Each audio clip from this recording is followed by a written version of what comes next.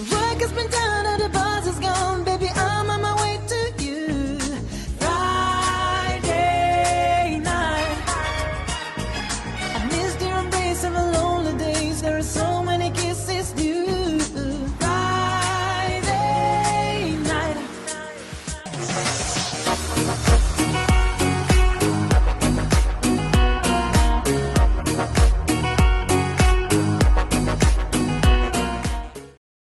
Welcome to Friday Night Fun Part 2. I am Inanna Snow, and I am glad to be here with you. Please say hi in the live chat. Let us know you are here. This evening, I wanted to answer some of the questions that you have sent to me. If you have more questions, please either share them here in the live chat or in the comment section, Facebook, Instagram, or even email them to me at inannasnow@hotmail.com. So the first question that I have here is from Sage, and Sage asks, do you go skiing? Well, Sage, I have been skiing twice in my life. The first time that I went, I was in high school and I had just joined the praise team.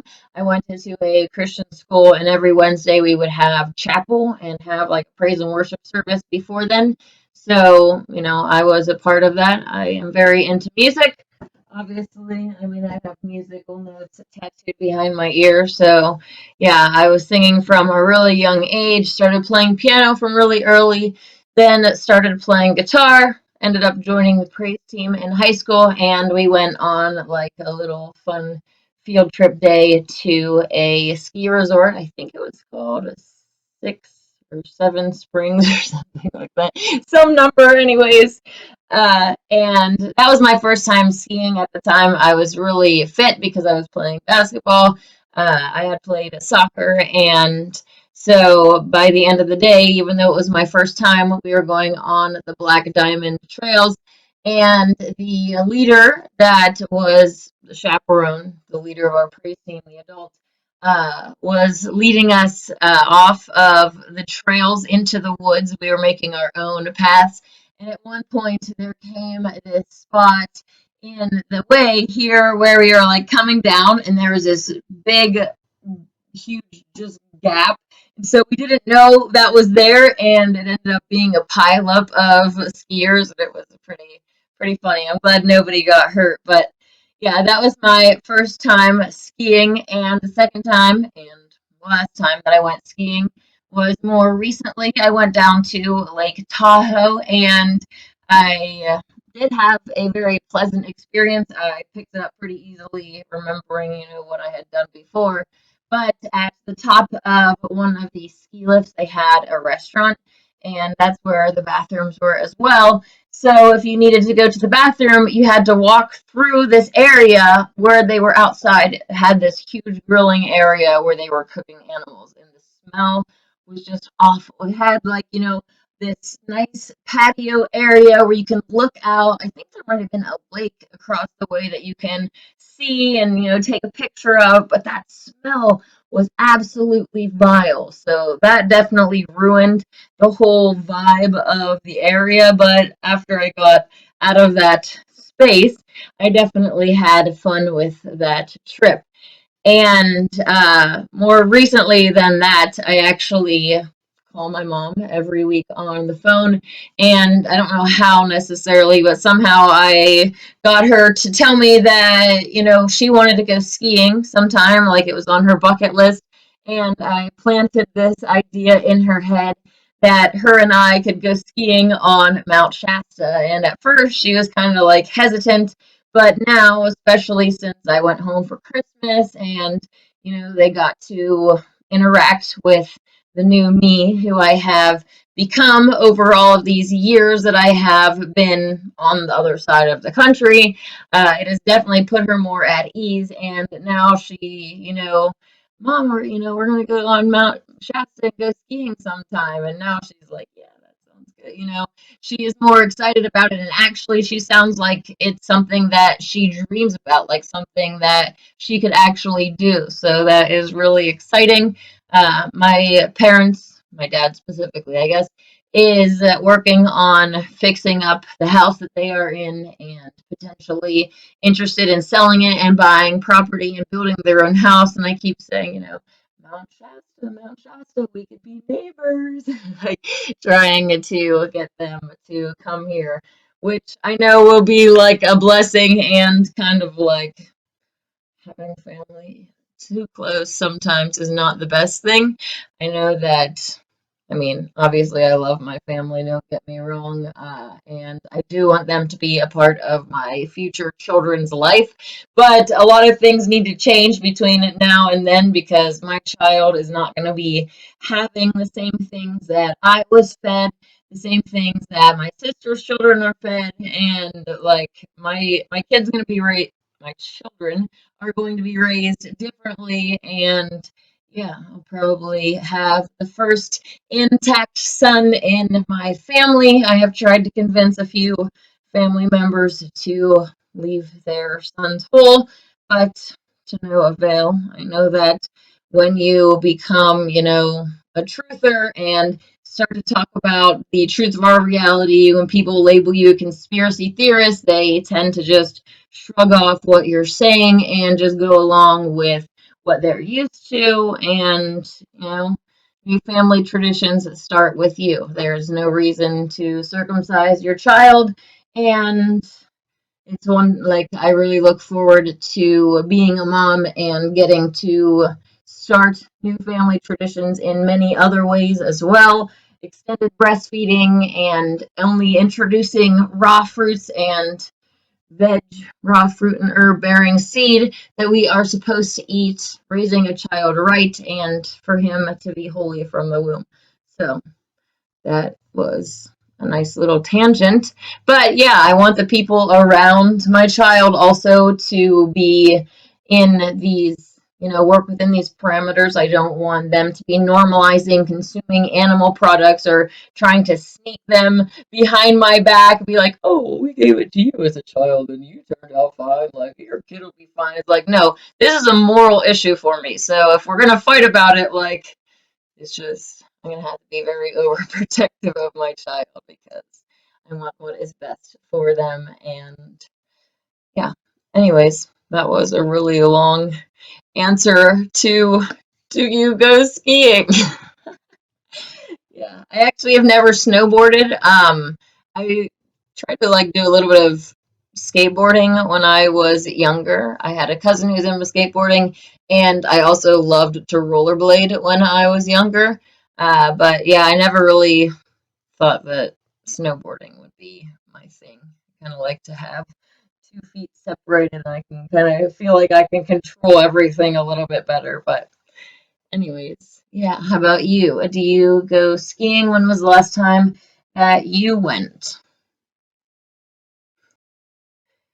The second question that I have here is from KEB Fortuna. If that is not how you say your name, I am sorry. Please let me know your real name so that I may call you by it. The question here is, do you use organic shampoo? It is really important to make sure that our antenna is clean and not having any toxins, heavy metals, any types of poisons in there. And I think that there are a lot of products, if not all, that target our hair. There have been shampoo companies that, their products have been recalled because they make your hair fall out and stuff. So I think that our hair, our antenna is under attack, just like our reproductive systems are under attack. They, put anti fertility chemicals in feminine hygiene products and other, everything. They want to control population, and the shampoo is no different. Obviously, the original humans in the Garden of Eden didn't have shampoos, so thinking of what they did, having water, just rinsing with water, and God actually designing our antenna to keep itself clean. I'm going to read here some information.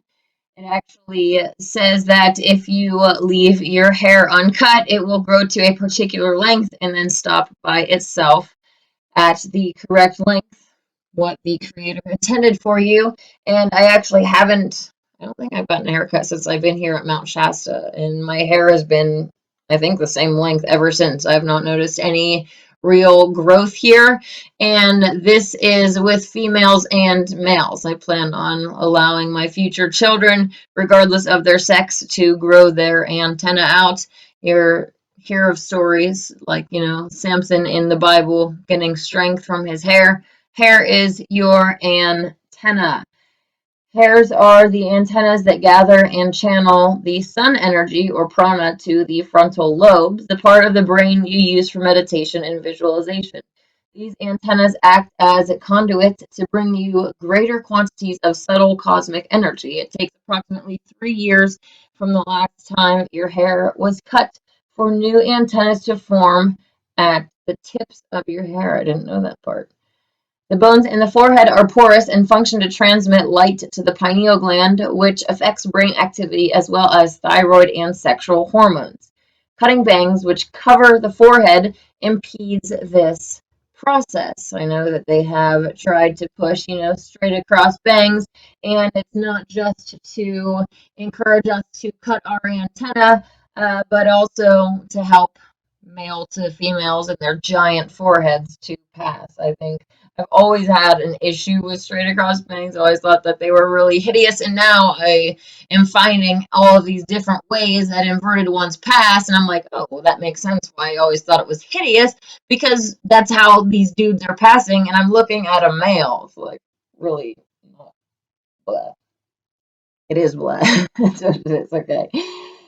When the hair on your head is allowed to attain its full mature length, then phosphorus, calcium, and vitamin D are all produced and enter the lymphatic fluid and eventually the spinal fluid through the two ducts on the top of the brain. This ionic change creates a more efficient memory and leads to greater physical energy, improved stamina, and patience. I wonder if it's not on this website, but they talk about how when slaves were brought into captivity, they would cut their hair. And I don't remember, they did some sort of test where they had guys that had short hair, cut hair, and ones that didn't. And the ones that didn't were actually able to, feel how they were being hunted. It was like an experiment where they were being tracked and traced. They had to hide and something along those lines. It was really interesting because the ones with the longer hair had overall better performance tracking and doing whatever else they needed to do in the experiment. I apologize if I got that a little bit confused, but you get the point. Hair is connecting us to the spiritual world and the world around us, so it's really important what we put into it. And like I was saying, most shampoos target your hair. They're not designed to help us. So at least until the golden age, I'm going to, try to purify and stay away from these things as much as possible. Before I move on, I wanted to actually tell a story here about hair. Growing up, my parents, wouldn't really let me control how my hair was cut until, 12 or 13, a certain age. And when they finally did allow me to cut my hair, it was just always a pain because my dad wanted me to brush my hair and dry it before I go to bed and dry it before I go outside. I'm like, it's my pillow. Who cares if it's wet? Like, this is my life. I don't want to dry my hair. Leave me alone. So, pretty much, you could say, as an act of rebellion and more finding my own style, I also had more of a, in my music taste, especially more punk rock music, metal, screamo, just stuff like that. And I basically, long story short, got my haircut really short, and it was like really short in the back, kind of spiked out. I had these like really dramatic bangs covering, swiping over here, and it was a bad choice, and now I am grateful for this long, beautiful hair. And I agree with my dad, who would always say, women with longer hair are more beautiful. So, Dad, I agree. The next question that I have here is from Conan Highwoods. What happened to that guy who came out to meet you? Well, that guy's name is Dustin, and Dustin and I have been friends on Facebook, on YouTube for a few years now. He finally was able to make it out to meet me, although unfortunately he wasn't able to make my full moon celebration. We did end up meeting at Mount Shasta City Park, and I saw him the first time and the last time that day. He was not being heard from for a while from his family or anyone else, so we didn't know what happened to him. But more recently, he reached out to me on a new YouTube account and talking about coming back to Mount Shasta for my full moon celebration and putting out some new videos. I can hear his voice, so I know that that is him. Presumably he is alive and well. I don't know where he is, but that is the latest update that he's making new content, at least on YouTube. And yeah, I'm happy to hear that. It was a very cold day, the day that we met in Mount Shasta City Park, so we didn't get to chat for very long. But it was very nice getting to meet someone who I had interacted with for so long on YouTube. And for any of you who are interested in coming out to Mount Shasta, my full moon celebrations are obviously the best time to do that. I have a lot going on here, and that is the time that I set aside to hang out up there with everybody and make music, make delicious food to bring up there, and get to talk about things that are going on in our world, the truth of our reality. So hopefully you are able to come out to one, if not more. I know that the powers that be and other forces are going to try to stop you from coming out to meet me and make it seem impossible, but where there is a will, there is always a way. Keep that in mind, and I look forward to meeting you someday. The next full moon celebration, by the way, is June 24th at Bunny Flats, a vegan full moon celebration, but also the Battle of Bunny Flats. I would prefer if it is, a great vegan celebration and no provocateurs come at all and there are no issues, and we'll see what happens. But yes, I'm going to try my best to keep the peace, and anybody that comes to try to cause issues, I'm going to try my hardest to make sure that everything stays under control and we just leave. Don't come to a celebration of life bringing death with you, okay? So, anyways, yeah, for those of you who are planning on coming out to Mount Shasta to meet me, please don't be liabilities. Don't come here onto this holy mountain and bring the flesh of the innocent to consume, okay? You have to be vegan on there, especially if you are coming here to meet me. If someone asks you, hey, why are you here? And you say, I'm here to meet Inanna, and you're over here barbecuing an animal, like, there's going to be serious issues.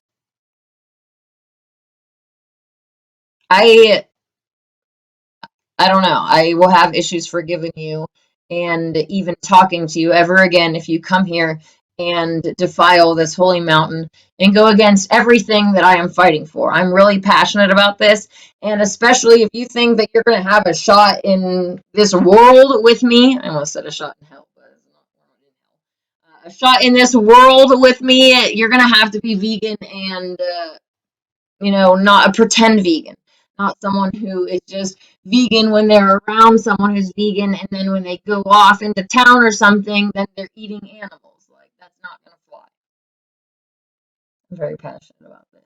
So, yes, I'd love to meet you, but you have to be vegan while you're here.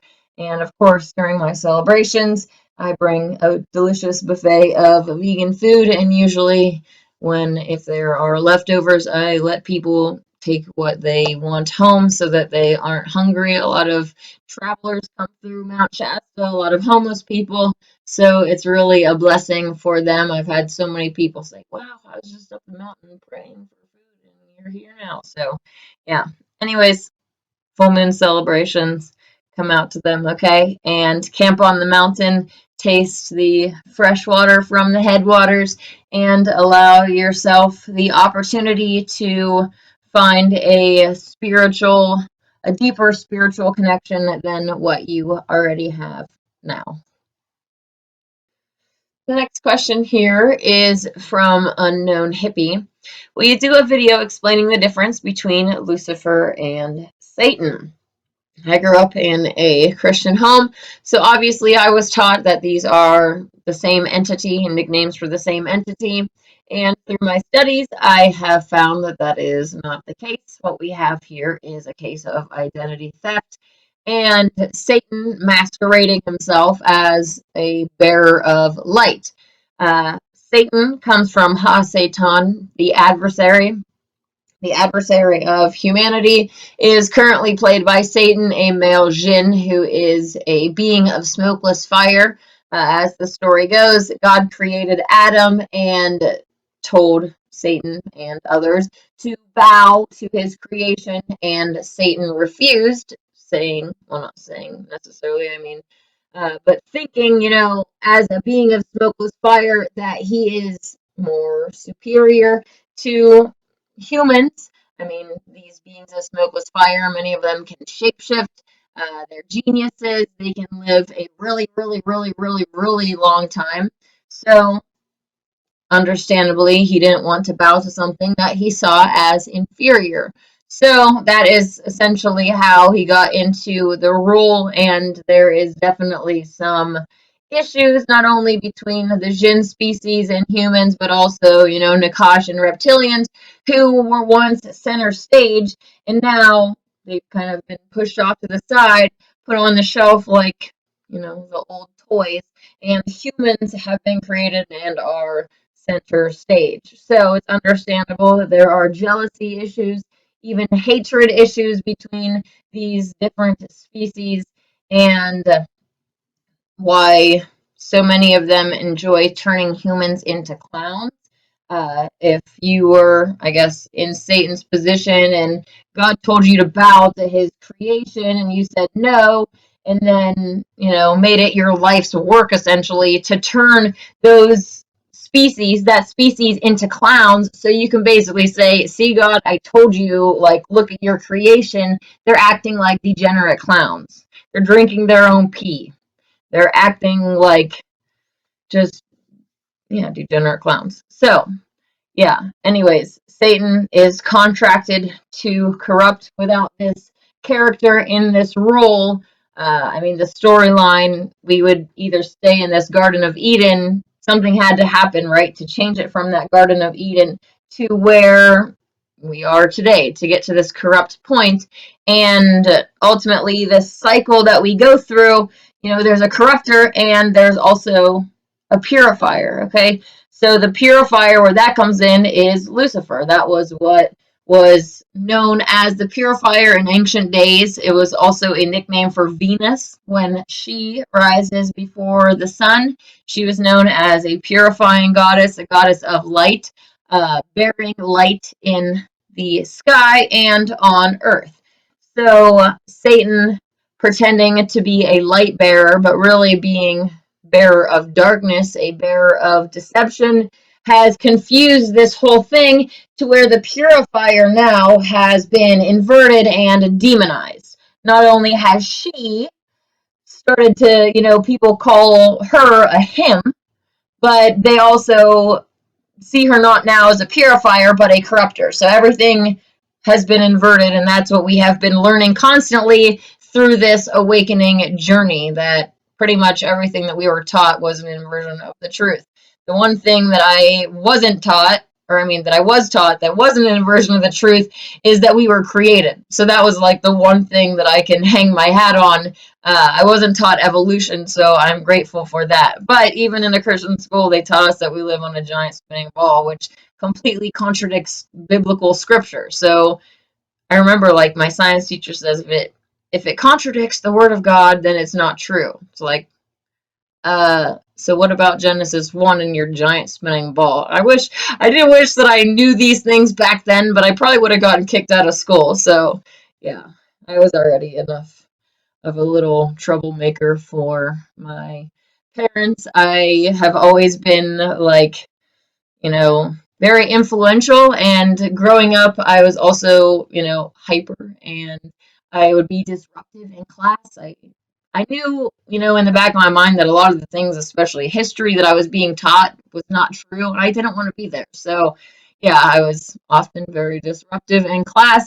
My teachers would write on my report cards, like, she needs to be, better in class, more well behaved, disruptive, because the whole class follows her lead. So if she's not being good, then the whole class isn't. And yeah, they would try to put me by the student that didn't talk, and by the end of the day, that student was talking. So I had quite the reputation. But anyways, how did we even get on this tangent?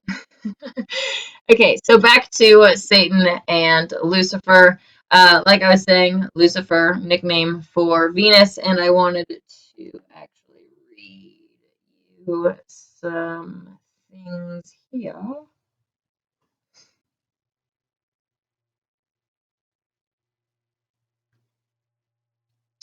Prior to 1667, the term Lucifer, light bringer or bearer, had never been associated with a male entity, and certainly not with an evil Satan.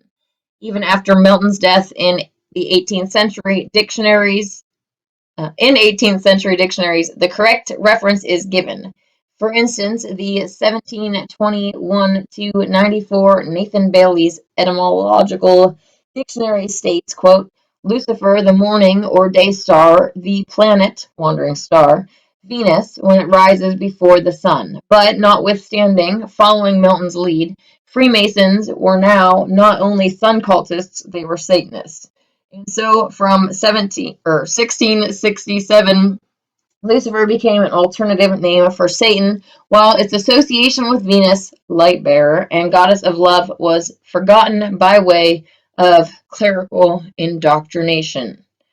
So, yeah, Freemasons, I have talked before about how their religion and the Lost Continent of Mu, The Motherland of Man by James Churchward. I think it's chapter 8, talks about religion and Freemasonry being the original religion of humans, how they worshipped the great architect of our realm.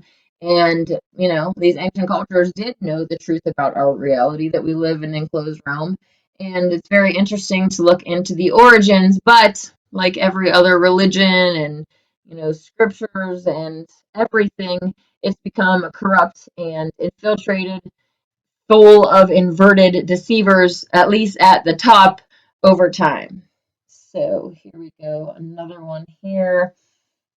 The wandering star Venus is the light bringer. Lucifer, the first radiant beam that does away with the darkness of night. It is a symbol of the development of the divine light in man, for the first awakening of self-consciousness, for independent thinking, and the real application of free will. It means the bringing of the light of compassionate understanding to the human mind. Another quote here. After the sun and moon, Venus is the brightest body visible in the sky. She is either a morning star or an evening star.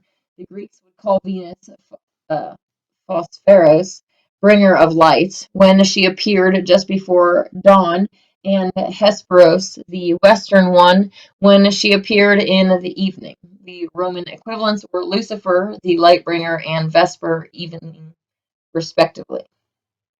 And the last one that I wanted to read here, my awakening, I was led to the Essenes after I started searching the Torah and Passover. And so a lot of the things that I reference are, from the Nazarene Way, which is a really awesome site. It has a lot of information there. I would definitely recommend it. This one here is an article called Lucifer, Satan, or Goddess, which is pretty great. Nowhere in the Old Testament or the New Testament is Lucifer identified with or as Satan. This misconception originated with Jerome and his Latin Vulgate translation from the Hebrew and Greek. Jerome used the word Lucifer to translate morning star at 2 Peter 1:19. The Greek word was phosphoros. And at Isaiah 14:12, the Hebrew word was Hallel. Read in context, neither identifies Satan as or Lucifer as Satan. Jerome translated morning star, Greek aster, at Revelation 22:16 as Stella, not Lucifer. Jerome's inconsistency of his use of Lucifer as Latin for morning star speaks volumes. As with many words in scriptures, the translators chose the word that supported their versions of the text. Morning star or Venus was translated as Lucifer if the goal was to demonize, especially if the demon was the goddess of sexuality or the sect that identified itself as children of light, as did the Essenes and Nazarenes. There has been definitely a lot of energy and effort put into demonizing the feminine divine in general. The original Trinity was father, mother, child. Okay, this balance between male and female, not this unbalanced all male or unbalanced all female. Okay, honor your father and mother as in heaven, so on earth. Like this God and goddess interaction together, coming together and creating, God being the one who sculpts, creates the world into what it is today. And when I do this, I'm talking about the dome not being on a giant spinning ball. Not this unbalanced that we see today. So, yes, Lucifer, Satan, not the same entity. This whole idea of the light bearer being demonized, especially by the enemy, the one that bears the darkness, the one that corrupts, being the enemy of the purifier, it's pretty obvious, and hopefully you can make the connection. The one thing that I wanted to add about this Lucifer being demonized thing, I can definitely relate, being the light bearer and being demonized by others myself, whether they are just ignorant humans who judge based off of their religious programming and indoctrination, or whether they're inverted Satanists who don't even show their face on their profile because they don't pass.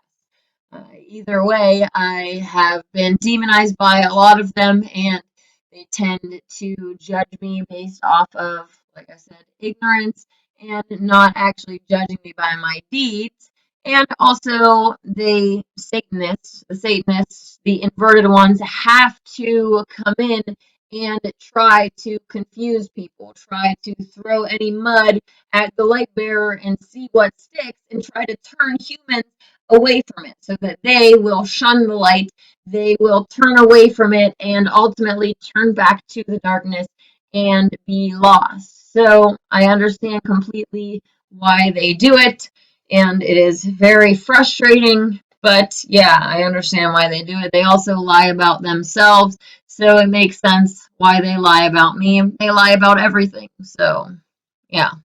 My actions, I mean, in pretty much every video without fail, I'm talking about purification and becoming a better version of yourself. And I'm the only transvestigator who has ever shown you their biomarkers. So I've proven that I am a purifier, okay? Satanists, being Satanists, they are following Satan's path, and Satan is contracted to corrupt. So They ultimately, no matter what truth they're speaking, they have to corrupt you. And I'm constantly promoting purification. So if you judge me based on my actual deeds, then you will see that I can't actually be a Satanist because I don't corrupt people. I constantly promote purification. And those of you who want to judge me, you better make sure that you actually have ground to stand on. Especially make sure that you don't have the rotting flesh and soul of innocence digesting, rotting in your body. Okay? I can hear the little animals, their souls screaming from the bits of flesh in your teeth. Okay? So before you judge me, take the giant plank out of your eye.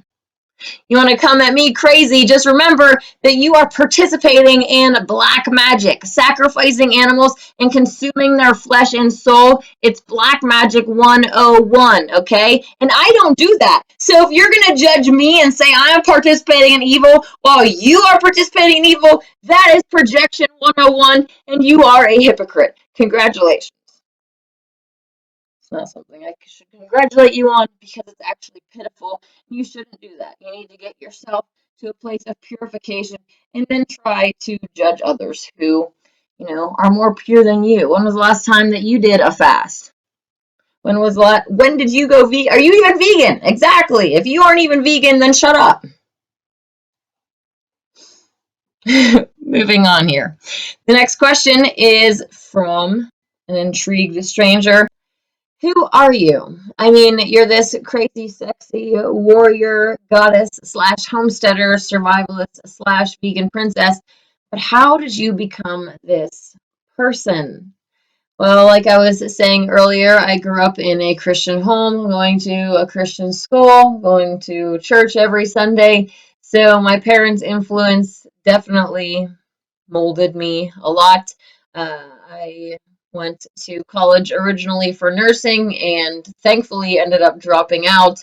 I can't imagine my life now, what my life would be if I continued down that path. I was studying nursing, like I said, and well, it would be vaccinating people, like, and participating in medical malpractice. That's what the whole industry, unfortunately, is based off of. I'm really into natural healing and, using any plants, rocks, crystals, any type of natural healing methods to purify and allow the body to heal itself rather than all of the nonsense promoted by big pharma. So that is one thing. And I mean, my mom and my grandma are both in the nursing field, and some of my aunts and uncles are as well. So this healing thing goes along with my family. I'm just the one that is into natural healing and veganism.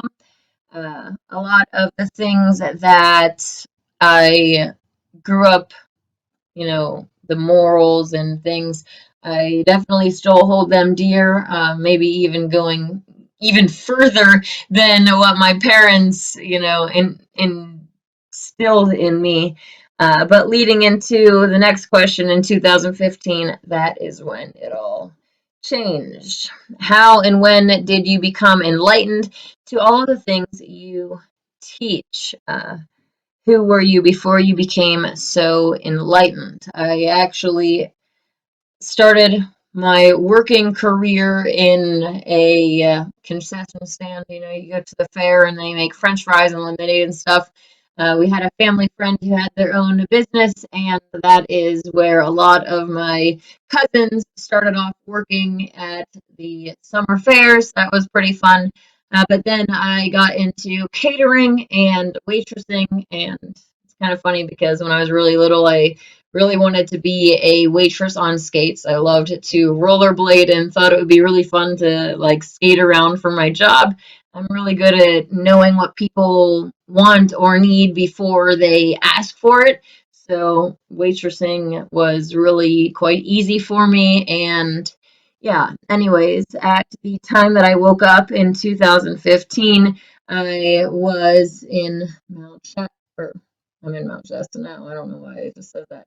I was in Grand Haven, Michigan, and I was working at the Kirby, and I was, at a place in my life where I'm thinking I need to believe things because I believe them, not because my parents taught me, not because my teacher taught me, not because anybody taught me, but because I came to these conclusions on my own. So I started in the Bible still. I wanted to like read the Gospels for myself. You call yourself a Christian, so do you actually follow the words of Christ? Well, let's see. What are the actual words of Christ? And am I following them, or am I following the teachings of humans that I am being taught in church? This led me to the Torah. At the same time, I found out about flat Earth, which like clicked for me instantly, and a lot of the other deceptions were revealed to me at the same time about the inverted ones on the TV, and just a lot of other things, pre-trib rapture deception, and knowing that a lot of the things that I was taught were not true. So that was definitely a pivotal moment in my life, very changing. Shortly after that, I quit my job as the waitress and I went to this factory where I was doing some like quality control inspection. And it was pretty fun because I could put headphones in and listen to conspiracy truth videos while I was working and just do my own thing. Very robotic and monotonous like, but I was really good at it, and actually my supervisors were asking me if they could just clone me and get rid of everybody else because I was really the worker. So yeah, I've actually always been promoted to, shift supervisor and training people, being put into positions of leadership because I go above and beyond. When I am at work, I don't want to like stand around. I'd rather go home than be paid to stand around. So yeah, I usually make myself busy, especially at the Kirby comes to mind. I was the first waitress who would go back in the kitchen and help with dishes. I'm like, I'm standing here bored. Can I do your dishes for you? And the guy was like, Yeah, are you serious? I'm like, yeah, okay. So that was fun. Shout out to Lucas. Uh, and yeah, so that was where I was when I became lightened. Ironically, actually, it was in Lucas's basement. He has an office down. Well, it's not where he lives anymore, but he had an office down there, and that's where I woke up to the truth of my reality. So it was a very important time in my life. I ended up eventually breaking it off with my boyfriend we were together for 3 years at the time and just didn't work out because I ultimately want to date someone only to get married and have babies. I'm not gonna date someone just to have fun or, to have someone by my side. That's just not how I roll. So when I'm in a relationship, I want it to be going in a certain direction where we're both becoming the best versions of ourselves and believing the same things. I want to raise children with someone who I agree with. I can't be having, my child come to me and be like, Daddy said this. And I'm like, no, why did he tell you that? Like, I want to be with someone that I can trust. So that was really important to me. I ended up uh, breaking that off and meeting a flat earther who lived on the other side of the country.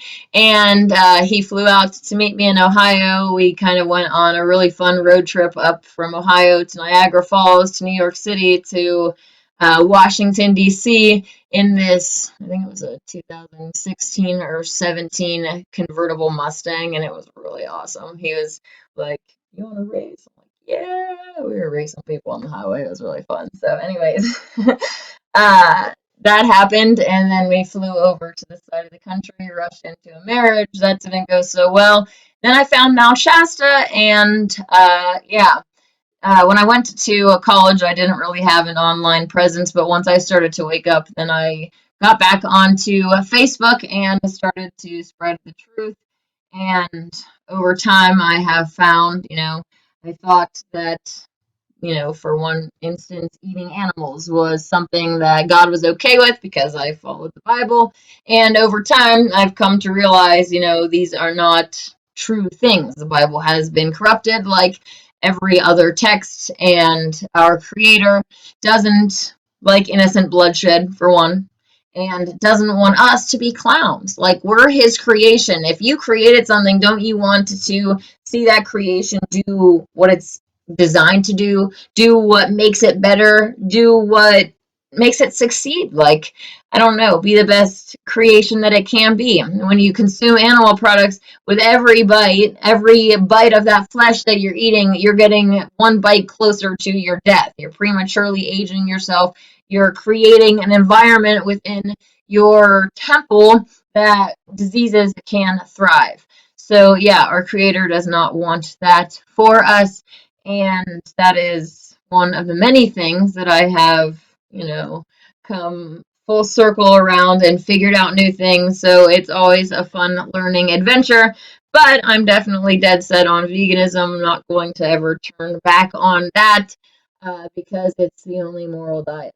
So the last part of this question here from Intrigued Stranger is, why did you decide to share your thoughts and beliefs with a world of people who would most likely cast you aside for doing so? Well, that is a pretty great question. At the time when I started this journey, being reading the Bible and the Gospels, the Christ is saying, take up your cross. And I'm thinking, well, if they persecuted him, then what are they going to do to me? And taking pride in that persecution and being shunned by the world for being a light, for being pure, is something that I take pride in. So, yeah, I know that those of us who come here to make the world a better place are going to be attacked and crushed down more than those who go along with their system. And I know that humans are, for the most part, completely ignorant. So when they attack me, when they ridicule me, ultimately it's out of ignorance. So I can't get too upset. I mean, sometimes I can get upset about it, but then I have to remind myself, it's like, this person is ignorant. So really their opinion of me is based in complete ignorance. So I shouldn't be upset with them. I should pity them because they're lost and deceived. And it's unfortunate that they're probably going to use that ignorance and being lost to go and spread lies about me. But a lot of times later, they'll come back to me months later, a year later, or something in my inbox, be like, I'm really sorry about this, and I should have looked into what you're saying, or just apologizing for what had happened in the past. So that's pretty cool. And yeah, if you are persecuted, if you are even killed for standing for what is right, standing for the truth, that's something that your soul can ultimately be proud of. Of course, you can die of old age, or, if the time comes for you to stand up and actually die fighting back for what you believe in, fighting for a better world, that's definitely a more something that your soul can be more proud of than just dying of old age and running from battle and conflict.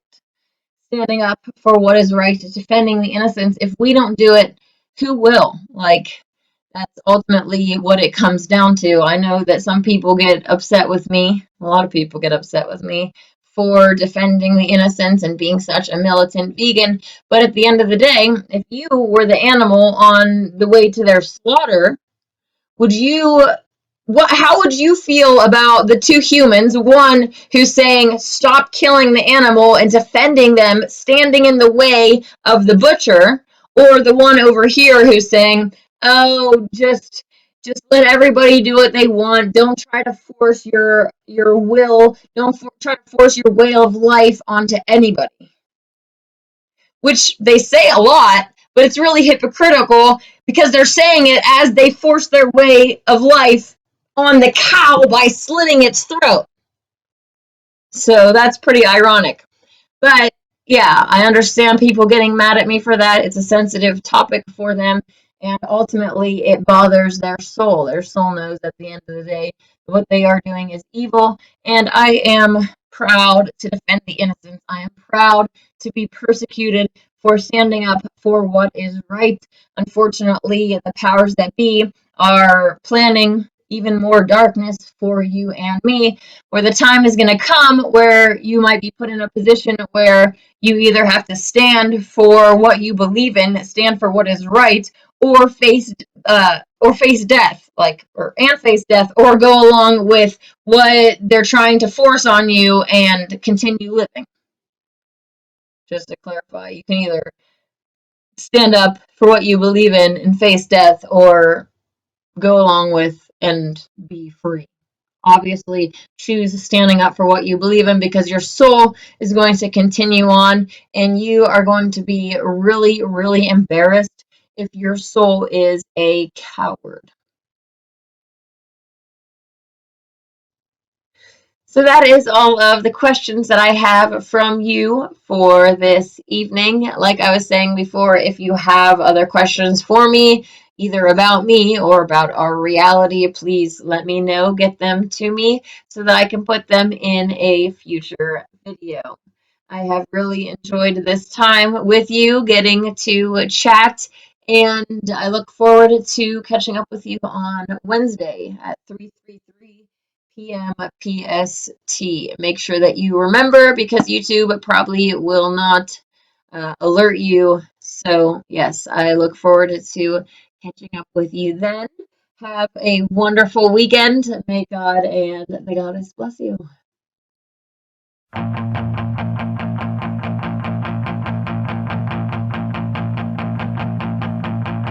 You are the sun, you are the only one.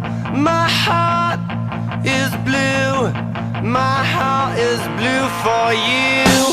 Be my, be my, be my little rock and roll queen. Be my, be my, be my little rock and roll queen. Be my, be my, be my little rock and roll queen, yeah. Be my, be my, be my little rock and roll queen.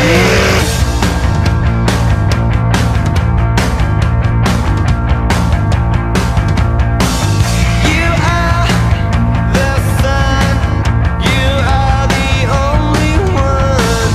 You are so cool, you are so rock and roll. Be my, be my, be my little rock and roll queen. Be my, be my, be my little rock and roll queen. Be my, be my, be my little rock and roll queen. Be my, be my, be my little rock and roll queen.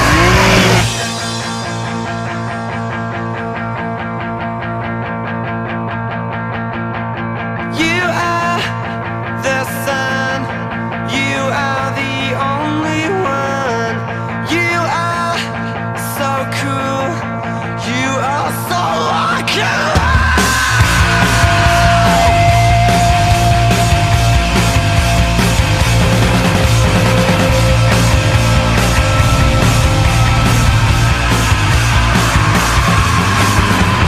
Be my, be my, be my little rock and roll queen.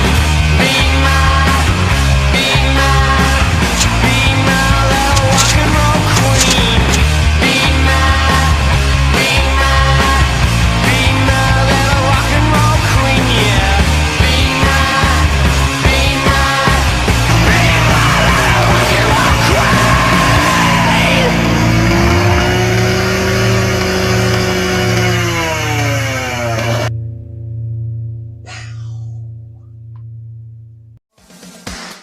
You might think it funny, you might think it strange, but she's the queen of the USA. She's the queen of the USA.